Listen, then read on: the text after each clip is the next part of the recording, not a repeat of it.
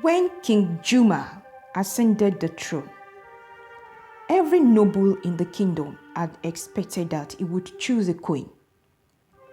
The most eligible maidens paraded before him with hopeful smiles. But King JUMAH will not marry any of them.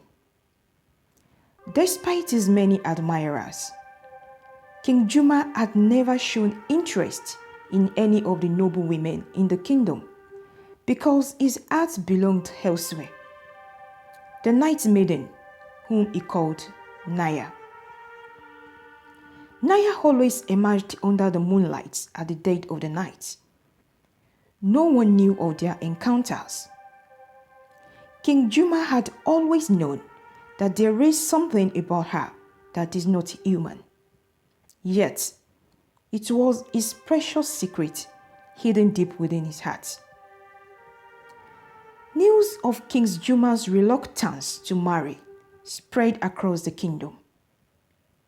The elders believed that their young king was bewitched, and they summoned powerful seers to examine him. Yet, none could unravel his mystery. Meanwhile, the kingdom's people began to grow concerned. A king without an heir is a kingdom without a future, everyone said. The elders grew restless, insisting he met women from neighboring kingdoms. Reluctantly, King JUMAH agreed to meet them. Yet, none could match the beauty of his beloved night maiden. "I am already betrothed," he would say, and his council would question in confusion. But no one knew the name of the woman you had promised yourself to, nor had any seen her by day. Time had passed, and King JUMAH was here to choose a queen. Then his council reminded him of his duty to produce an heir, for he was the last of his lineage. After the meeting, King JUMAH grew restless with the mystery surrounding his midnight bride.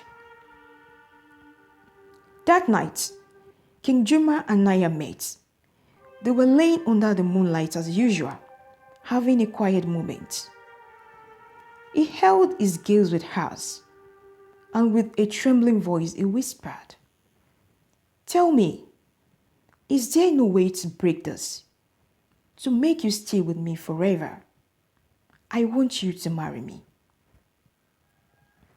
Naya couldn't say no, so they both had a plan.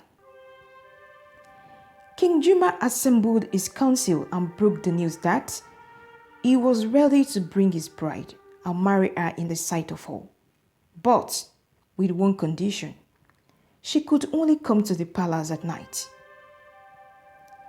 Everyone pondered at his decision, but no one could kick against his wish because he was the king. On the eve of their union, King JUMAH sat on his throne, waiting for Naya. The place was filled with whispers. The councils were curious but skeptical of the king's strange request. The atmosphere grew thick with tension. Naya appeared with her beauty dazzling in the moonlight. Everyone was astounded by her. King JUMAH smiled, knowing she was the only one he could love. "I vow to you, my queen, that you shall have the world at your feet." The king made this vow. "And I promise to always save and love you, my king." Her voice sounded very soft as the vows were exchanged. After their union, Queen Naya took him and bore King JUMAH a son. The whole kingdom jubilated, and this even made King JUMAH love Naya more than life itself. Still, no one got to see her except the king only at night. Their love sealed by the moon. People in the kingdom spoke of her but only in whispers. By day, she was absent, a shadow in the king's heart. But by night, she was everything. The kingdom flourished under King JUMAH's rule, and the people grew to admire the king's unusual devotion to his mysterious wife. One fateful night, King JUMAH and his queen were all cuddled up, and they slept off. Slowly, the dawn came when they were still asleep. Suddenly, the thunder began to roar heavily. The rain poured down solidly. The lightning crashed across the sky. The earth was shaking. The heavy sound of the storm woke them both.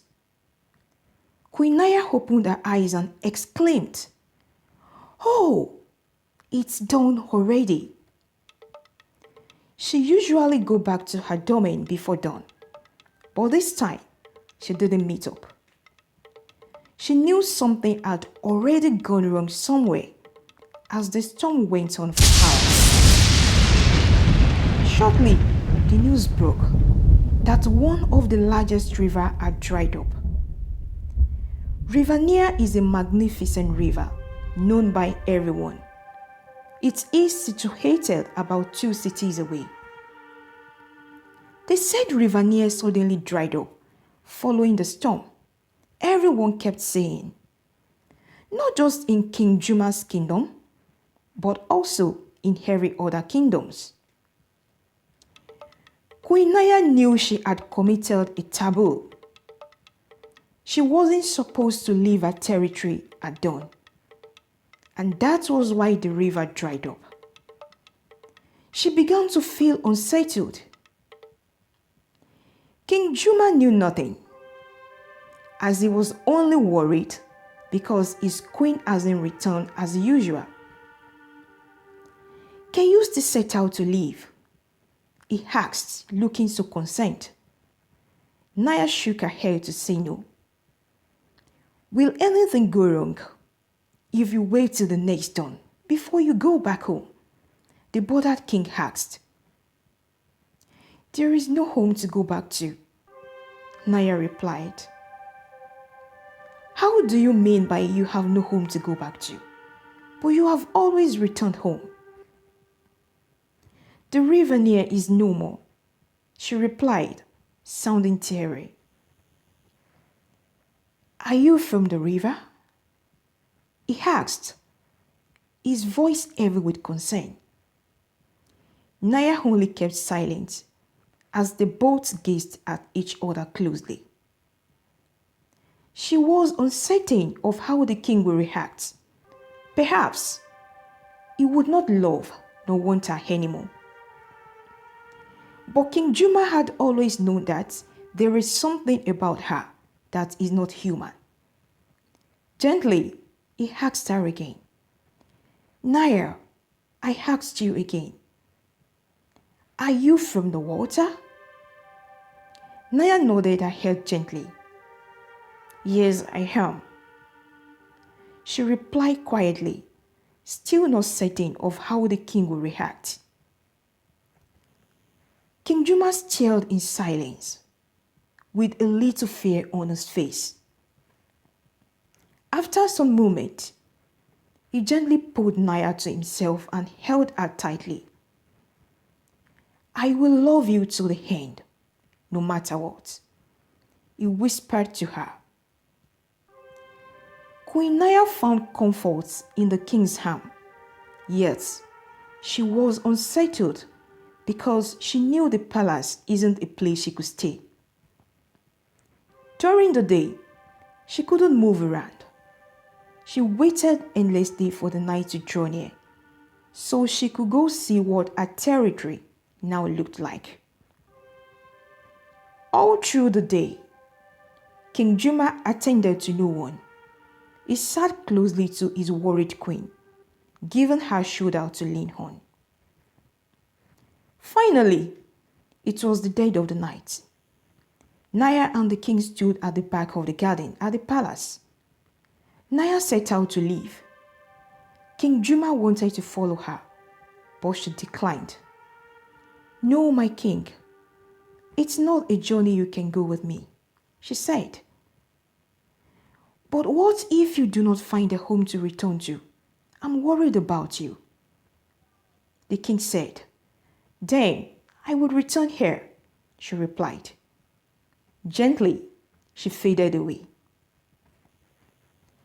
King JUMAH stood for hours, waiting for Naya. He kept walking up and down, in distress, hoping on Naya's last words to him that she would return. After a few hours, suddenly he heard the sound of a strong wave. Then he saw Naya coming close. Then he knew there was no more home for Naya. "What do we do?" He spoke gently. "I told you that I would return."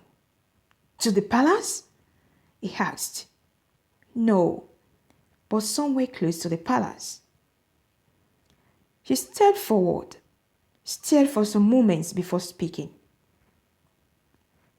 "JUMAH, I promise to always love you, and that is why I chose to be by you.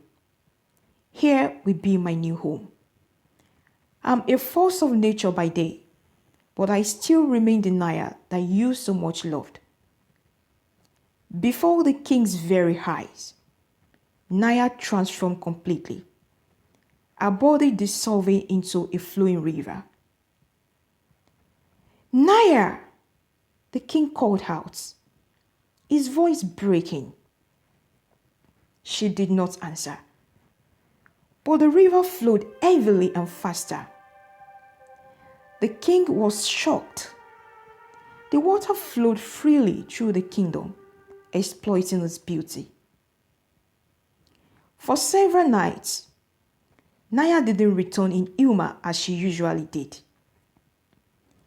King JUMAH's heart, once filled with joy and warmth, grew heavy with loss.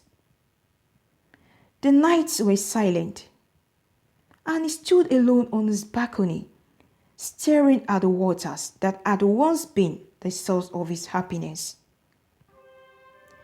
Years passed, and King JUMAH's reign was marked by prosperity.